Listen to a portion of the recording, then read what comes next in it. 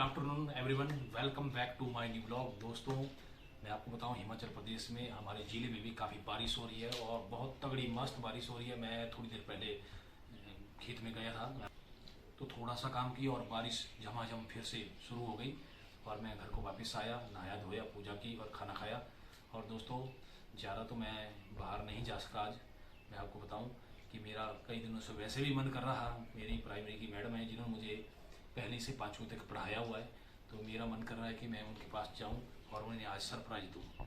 वैसे भी मैं आपको बताऊं, मैम मुझे बीच बीच में काफ़ी कॉलें करते रहते हैं और मैं भी उनको कॉल करता हूं। और मेरी वो सबसे फेवरेट मैम है 5th क्लास तक। और मैं आपको बताऊं, जब मेरी मैरिज हुई थी कुल्लू में, मनाली में, तो मैडम जो है मेरे साथ यहाँ से बारात में गए थे। वो और मुझे पर्सनली काफ़ी अच्छा लगता है जब मैं उनके साथ उस या उनके पास कभी जाता हूँ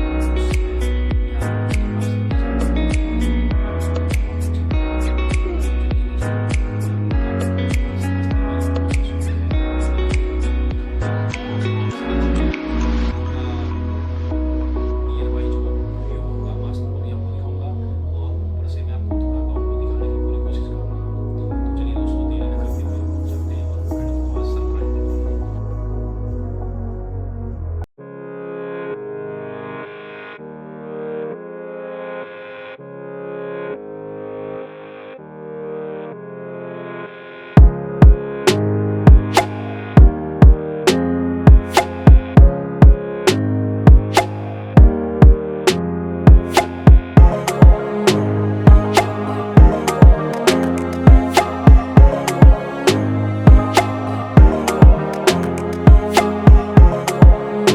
तो मैं इसी प्रारंभिक पाठशाला में पढ़ा हूँ।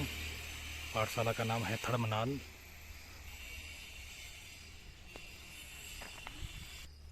और दोस्तों, जो ये आप पीपल का पेड़ देख रहे हैं, जब मैं 4th क्लास में पढ़ता था तो एक बुजुर्ग थे हमारे गांव के, उन्होंने ये पेड़ लगाया था। तो हम लोग सच्ची बात बताऊँ, वो इस पेड़ को चारों ओर से झाड़ियों से, कुछ कांटेदार झाड़ियों से बांध के रखते थे। हम इस पेड़ के चारों ओर जो झाड़ियाँ होती थी कांटेदार, उनको हटाते थे, मतलब छेड़खानी करते, शरारत करते थे।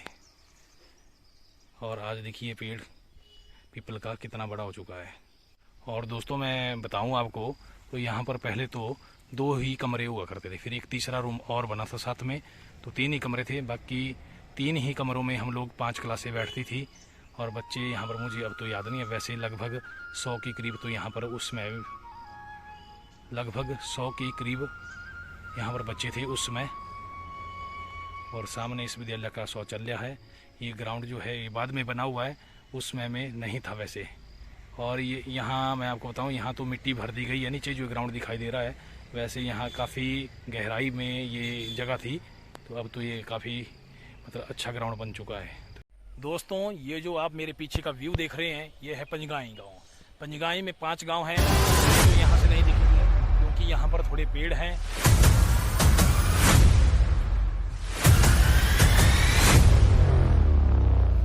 और दोस्तों, मैं बताना चाहूँगा आपको, पास पर माता का मंदिर है और माता का नाम, आपको बताऊँ, देवी का नाम द्वारी देवी, कि सुंदरनगर में वैसे उसका मुख्य मंदिर है, परंतु यहाँ पर जो हमारे गांव के लोग हैं उनकी कुलदेवी है। कुलदेवी का मंदिर जो है यहाँ पर भी बनाया गया है।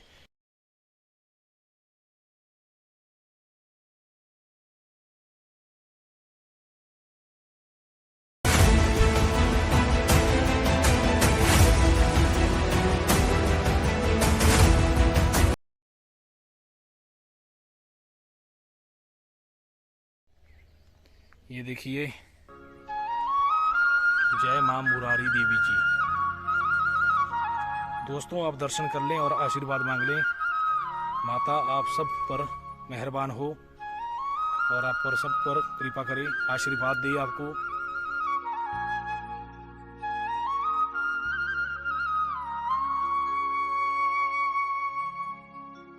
साथ में यहाँ पर एक्सचेंज भी है, जो गवर्नमेंट एक्सचेंज होती है BSNL की, वो भी यहाँ पर है।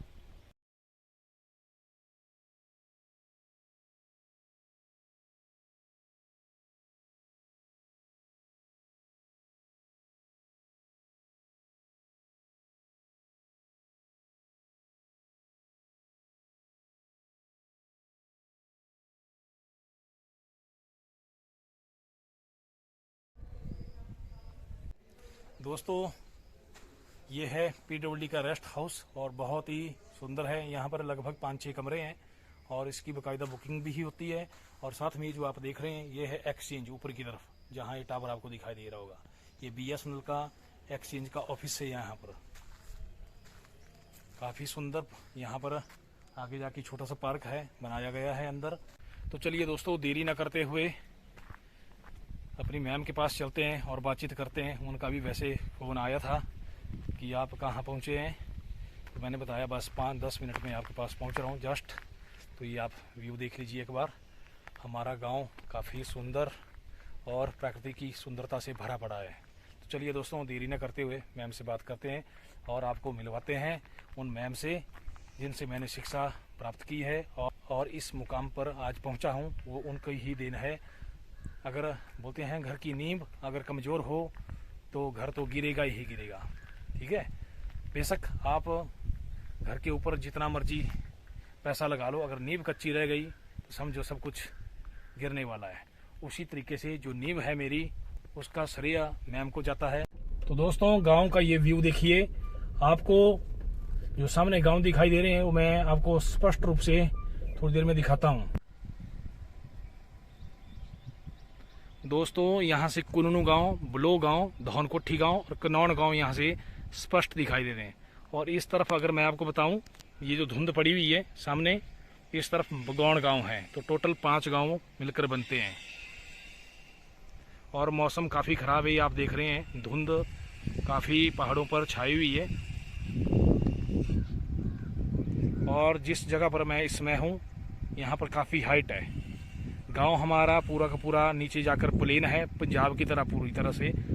तो दोस्तों, ये देखिए आखिरकार मैं अपने मैम के घर पहुँच गया। बहुत ही सुंदर मकान इन्होंने बनाया हुआ है। तो चलिए अंदर चलते हैं और मैम से मिलते हैं, सरप्राइज देते हैं। तो दोस्तों, मैं अभी मैम के घर पहुंचा और मैम को मैंने सरप्राइज दिया और ये चौंक गए कि मैं बिन बुलाए ही आ गए। और मैम को बहुत अच्छा लगा। थोड़ी देर पहले भी कहा था कि जो घर की नींव होती है वो अगर कच्ची रह जाए तो पूरा मकान गिर सकता है। तो नींव जो है मेरी बहुत पक्की है, वो मैम के हाथों में थी उस समय। तो जिसको बोलते हैं ना मिस्त्री अच्छे थे। यानी कि मैम ने जो मुझे पढ़ाया है वो बहुत ही बेहतरीन तरीके से शिक्षा दी। और जहां पर जिस मुकाम पर मैं हूं आज, वो सब इनकी देन है, इनकी कृपा है, इनका आशीर्वाद है। हमारे घर आने पर मेरे को बहुत अच्छा लगा, क्योंकि हमारे स्टूडेंट जो है वो आगे से आगे बढ़ रहे हैं और रिस्पेक्ट भी करते हैं। अगर हम कहीं सड़क पर चले जाएं तो हमारे स्टूडेंट गाड़ियों वाले हैं, बाइकों वाले हैं और अच्छी पोस्टों पर हैं, कहीं तो बाहर नौकरी कर रहे हैं। हमें बहुत खुशी होती है कि बच्चे अच्छे बने। और दोस्तों, मैं बताना चाहूंगा कि जब मैं इनके पास पढ़ता था तो मुझे अभी भी याद है, कई बार इनकी स्कूल की जो चाबियां भूल जाती थी तो ये वो हमें वहां से भेजते थे कि चाबियां लेके आओ। तो चाबियां हम लाते थे और इनसे हम काफी डरते थे वैसे, परंतु इनका जो स्वभाव था वो आज भी मृदुभाषी है और उसमें भी थे। परंतु अगर गलती करते थे हम लोग तो काफी डांट पड़ती थी। और वो जमाना, वो समय वैसे भी वैसा ही था, आज वैसा नहीं है। आज बच्चे जो हैं बिल्कुल ओपन है, मतलब डर भय थोड़ा भी नहीं है।